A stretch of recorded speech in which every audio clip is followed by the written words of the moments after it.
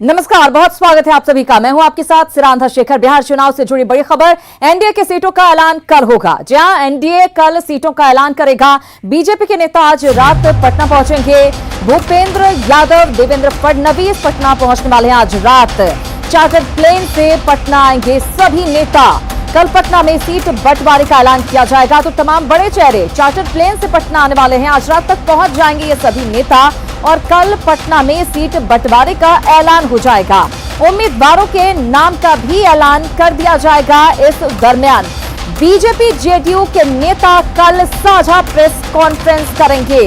हम आपको बता दें कि एक साथ सीटों का ऐलान किया जाएगा। ये बड़ी खबर आपको दे रहे हैं।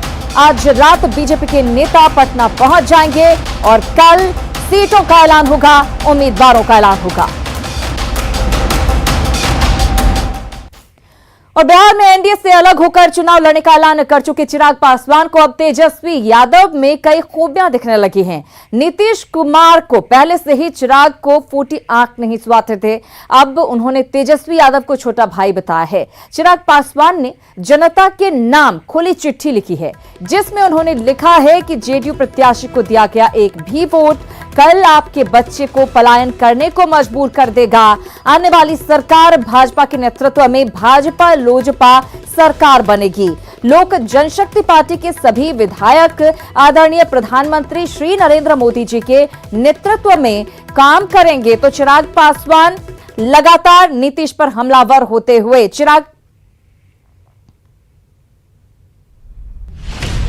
मुझे लगता है कि अब वो जातीयता की बेड़ियां भी टूटती जा रही हैं। लोग अब अपने विकास की बात कर रहे हैं और मुझे लगता है कि आज की तारीख में हर बिहारी को इस बात का विश्वास जरूर है कि भैया अगर आज हम लोगों ने पुनः जदयू के प्रत्याशी को अगर हमने वोट दिया तो भविष्य में अपने बच्चों के पलायन के लिए हम लोग दरवाजे खोल रहे हैं। मैं चाहता हूं कि जिस तरीके से मुख्यमंत्री जी पिछले 15 साल से बिहार में मुख्यमंत्री होने के बावजूद धरातल तक वो अपने विकास के कार्यों को नहीं उतार पाए, तो जनता का विश्वास ज़रूर उनके प्रत्याशियों से उठ चुका है।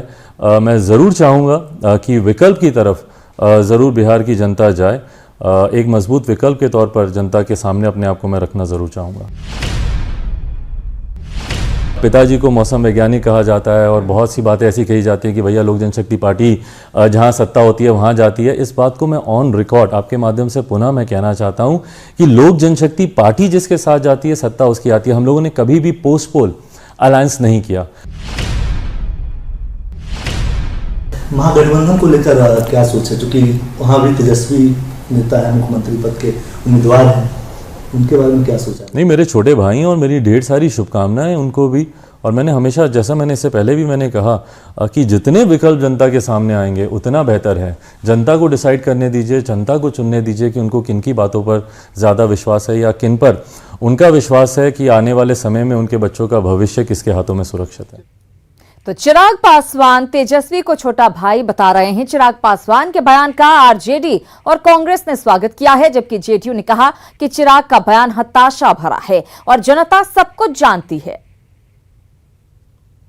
सच्चाई को वो समझ चुके हैं कि नीतीश कुमार जी हर आदमी को ठगने का काम किया है और हमने नारा दिया था कि कोई ऐसा सगा नहीं जिसे नीतीश ठगा नहीं।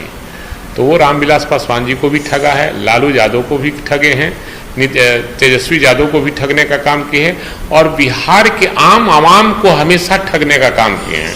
तेजस्वी यादव के नेतृत्व में सरकार बनेगी और हम समझते हैं कि जो दोनों नौजवान नेता हैं, चिराग पासवान और तेजस्वी प्रसाद यादव का जोड़ी बहुत अच्छा होता। जब एक साथ दोनों हो जाते तो बड़ी अच्छा लगता।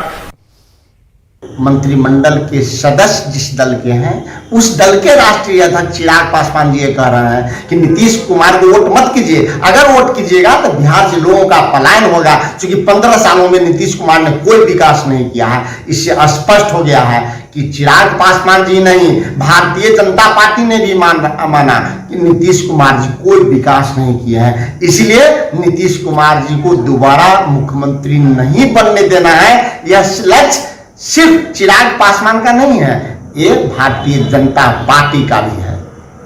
बिहार की आवाम बखूबी जानती है कि कौन पलायन रोक सकता है, कौन रोजगार दे सकता है। चिराग पासवान लोकसभा के चुनाव में और उनके संस्थापक अध्यक्ष रामविलास पासवान हर स्टेज से नीतीश कुमार जी का कसीदा पढ़ते थे और नीतीश कुमार की तारीफ करते थकते नहीं थे। आज वो ट्वीट करके बिहार के आवाम को गुमराह करना चाहते हैं। तो अलग अलग दलों से प्रतिक्रिया भी सामने आ रही है। चलिए आगे बढ़ते हैं। राबड़ी आवास के बाहर कार्यकर्ताओं का हंगामा लगातार जारी है। हिलसा से आए पार्टी कार्यकर्ताओं ने विधायक शक्ति यादव के खिलाफ यहां पर नारेबाजी की और हंगामा किया है।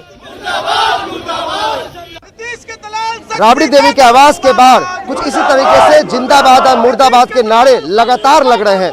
और आप देखिए तस्वीरों में 10 सर्कुलर रोड यानी कि राबड़ी देवी के आवास के बाहर की ये तस्वीर है, जहां सैकड़ों की संख्या में हाथों पर तख्ती लिए रामजी यादव जो हिलसा के उम्मीदवार के तौर पर लोग उनके समर्थक यहाँ जुटे हैं, वो हिलसा के मौजूदा जो विधायक है अभी आरजेडी के शक्ति यादव, उनके खिलाफ नारेबाजी कर रहे हैं। जो तख्ती रखे हैं उस पर देखिए शक्ति भगाओ हिलसा बचाओ के नारे लग रहे हैं और साथ में हाथों में तख्ती लिया गया है। दूसरी तख्ती में रामजी यादव को टिकट चाहते हैं यहाँ के समर्थक। तो किस तरीके से समर्थकों का हुजूम जो है वो राबड़ी देवी के आवास के बाहर दिखाई दे रहा है। अभी कुछ समय पहले जगदानंद सिंह जो प्रदेश अध्यक्ष हैं उनके खिलाफ भी नारेबाजी चल रही थी, रामा सिंह के खिलाफ भी नारेबाजी चल रही थी। तो एक तरफ से जो नेता हैं, जो उम्मीदवार हैं, उनको सिंबल दिया जा रहा है और दूसरी तरफ जो नाराज लोग हैं, समर्थक हैं, वो नारेबाजी कर रहे हैं। हम लोगों से बात करते हैं कि आखिर क्यों आप लोग नारेबाजी कर रहे हैं, क्या चाहते हैं आप? क्या चाहते हैं आप? हम लोग चाहते हैं कि हिलसा विधानसभा में नए उम्मीदवार हों, समाज सेवी रामजी यादव हैं, उनके लिए हम लोग दूसरे दिन धरना प्रदर्शन कर रहे हैं। मैं एक बार नहीं, मैं हर एक बार कह रहा हूँ कि टीवी में चल चुका है, पेपर में चल चुका है कि माननीय विधायक जी जदयू में जा रहे हैं, लोग दिखा चुके हैं, पेपर में भी है। तो मैं क्या कर सकता हूँ हिलसा के जनता लोग भाई लोग जो है रामजी यादव के समर्थन में हिलसा का उम्मीदवार चाहते हैं, उनके समर्थन में गोलबंद होकर तमाम जो समर्थक हैं वो नारेबाजी कर रहे हैं। और ये इनकी मांग है कि जो हिलसा के मौजूदा विधायक हैं वो पार्टी के कार्यकर्ताओं के साथ समय नहीं देते हैं और इसलिए वो चाहते हैं कि इस बार तेजस्वी यादव वहां के उम्मीदवार को बदलाव करके रामजी यादव को यहां पर नए उम्मीदवार के तौर पर रखा जाए। कैमरा पर्सन अभिषेक के साथ अमित कुमार सिंह, न्यूज़ 18 पटना। तो हिलसा के कार्यकर्ता शक्ति यादव का टिकट काटने की मांग कर रहे हैं। इधर पूर्व मंत्री श्याम रजक का भविष्य क्या होगा, इसे लेकर सवाल उठ रहे हैं। श्याम रजक की वर्तमान सीट फुलवारी शरीफ भाकपा माले के खाते में चली गई है। मसौढ़ी सीट के लिए भी उनका नाम लिया जा रहा था, लेकिन वहां वर्तमान विधायक का टिकट तय है। ऐसे में श्याम रजक ने कहा कि पार्टी जो फैसला करेगी वो उन्हें मंजूर होगा। माले का फुलवारी में सबसे ज्यादा जोर था, उनको कुर्बान किया गया। तो जब कुर्बान कर दिया गया तो ये मेरे लिए कोई विषय नहीं बच जाता है। पार्टी ने जो तय करेगी वही ना हम करेंगे। तो पार्टी से हमारी अभी तक कोई बात नहीं हुई है, हाँ ना आला कमान से हुई ना पार्टी से हुई है। अब वो क्या सोच रहे हैं वो जाने।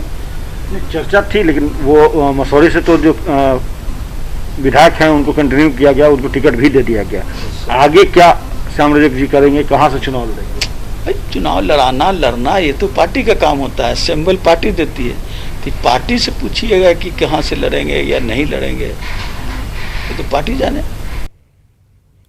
इधर पूर्णिया में आरजेडी की पूर्व दलित नेता शक्ति मलिक की हत्या पर सियासत तेज हो गई है। बीजेपी ने सीधा तेजस्वी से जवाब मांगा है तो आरजेडी ने सरकार से ही सवाल पूछ दिया है। इस बीच पूर्णिया पुलिस ने एफआईआर दर्ज कर मामले की जांच शुरू कर दी है। तेजस्वी यादव जी बोलते हैं कि मेरा पिताजी लालू प्रसाद यादव जी है। अगर तुम अपना आवाज उठाने का काम करोगे या अपना समाज को तुम एक करने का काम करोगे तो तुमको जो है कि जान से मरवा दिया जाएगा।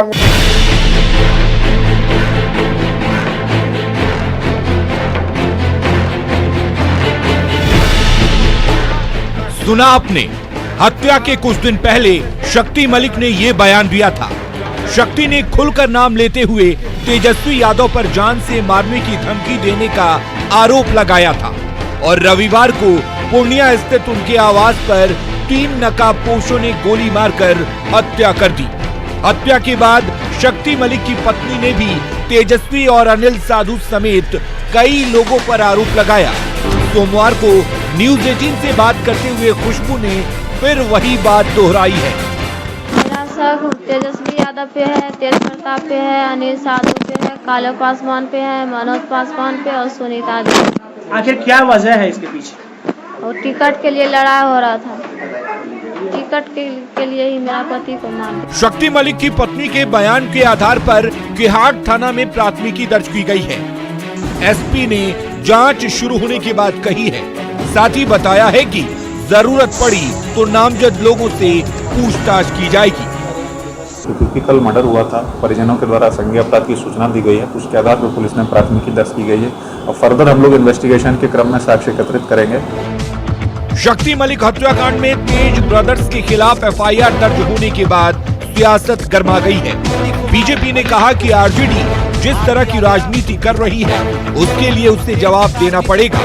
इधर आरजेडी ने जवाबी हमला किया है और सरकार पर झूठा मुकदमा करवाने का आरोप लगाया है। साथ ही एक लैंडलाइन नंबर सार्वजनिक करते हुए जांच की मांग की है।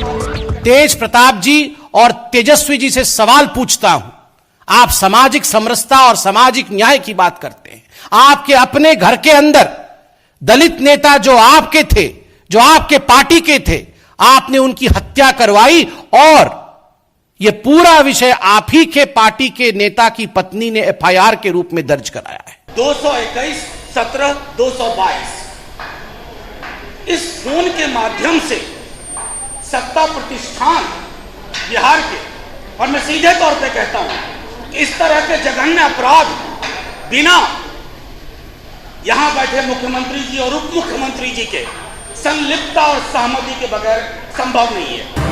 चुनाव का समय है, ऐसे में दलित नेता की हत्या पर सियासत भी तेज हो गई है।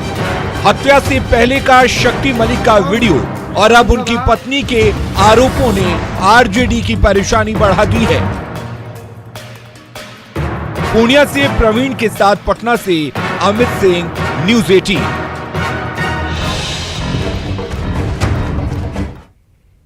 देखना यही होगा कि ये मामला आरजेडी के लिए कितनी मुश्किलें खड़ी करता है। चलिए आगे बढ़ते हैं। बीजेपी की सदस्यता लेने के बाद शूटर श्रेयसी सिंह पटना पहुंची। उन्होंने कहा कि वो प्रधानमंत्री नरेंद्र मोदी की आत्मनिर्भर मुहिम से प्रेरित होकर बीजेपी में शामिल हुई हैं और उनका मकसद बिहार से पलायन रोकना और स्वास्थ्य के क्षेत्र में काम करना होगा। बीजेपी को चुनने का एक बहुत बड़ा मकसद ये था कि आज जो प्रधानमंत्री का आत्मनिर्भर भारत का जो सपना है, आत्मनिर्भर भारत की जो मुहिम है, उसको हम आगे बढ़ाना चाहते हैं आत्मनिर्भर बिहार में। और हमें लगता है कि आत्मनिर्भर बिहार का चेहरा हम बन सकते हैं और युवाओं से अपील करते हैं कि वो हमारे साथ बढ़े। जब बात अक्सर चुनाव की होती है तो बात विकास की होती है, लेकिन किस तरह का विकास हम चाहते हैं? हम चाहते हैं कि हमारे युवा वर्ग के बच्चे अपने राज्य को छोड़ के बाहर ना जाए किसी भी नौकरी को ढूंढने के चक्कर में। हम चाहते हैं कि वो यहीं रहे और सम्मान से अपनी जिंदगी जिए। एक ये बहुत बड़ा कारण है। दूसरा जो हम काम जिस चीज़ पे हम काम करना चाहते हैं वो ये है कि हेल्थ, अभी जैसा हमने कोरोना पैंडेमिक में देखा उस तरह से हमारे हेल्थ सिस्टम को इम्प्रूव करने की बहुत बेहद ज़रूरत है। और इन सभी मुहिमों में, इन सभी स्कीम्स में हम प्रधानमंत्री जी के साथ हैं।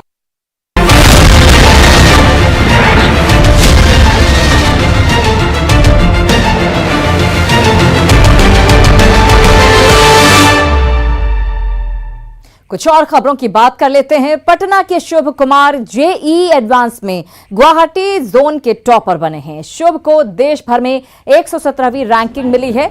शुभ ने पटना में रहकर आईआईटी की तैयारी की। उनकी कामयाबी पर परिवार के सभी सदस्य काफी खुश हैं। शुभ और उनके परिजनों से बात की हमारे सहयोगी रजनीश कुमार ने। जेईई एडवांस का रिजल्ट जारी हो गया है। पटना का शुभ गुवाहाटी जोन का टॉपर बना है। रिजल्ट की जानकारी मिलते ही शुभ के परिवार में जश्न का माहौल है और देखिए किस तरह से एक दूसरे को मिठाइयाँ खिलाई जा रही है। माँ पिता किस तरह से गौरवान्वित महसूस कर रहे हैं। हम सीधे सबसे पहले शुभ से ही बात करेंगे। क्या लग रहा है? एक बड़ी सफलता मिली है और शुभ घड़ी लग रहा है कि आपके घर में आ गई है।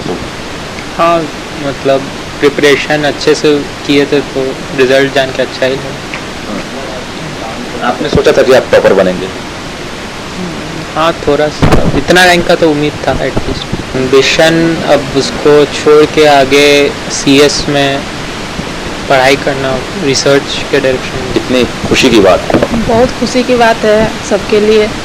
शुरू से टॉपर रहा है स्कूल में, हर जगह टॉप में ही रहा है, इसलिए बहुत खुशी हुआ। राजनीति में हम रहे मगर राजनीति मुझे अच्छा नहीं लगा और अच्छे लोगों के लिए आज के डेट में राजनीति है भी नहीं। इसके चलते हम लोग बच्चा को ये जरूर मोटिवेट किए कि हम लोग संघर्ष किए हैं और संघर्ष से यहाँ पहुँचे हैं, तो कम से कम आप ऐसा ज़रूर कीजिए कि जो पिता संघर्ष किए उसको न देखते हुए ऐसा अच्छा पढ़ाई कीजिए कि आपको किसी पे डिपेंड होने की जरूरत नहीं है। समस्तीपुर से बड़ी खबर मिल रही है। यहां पर L&T फाइनेंस कंपनी में बड़ी लूट की घटना को अंजाम दिया गया है।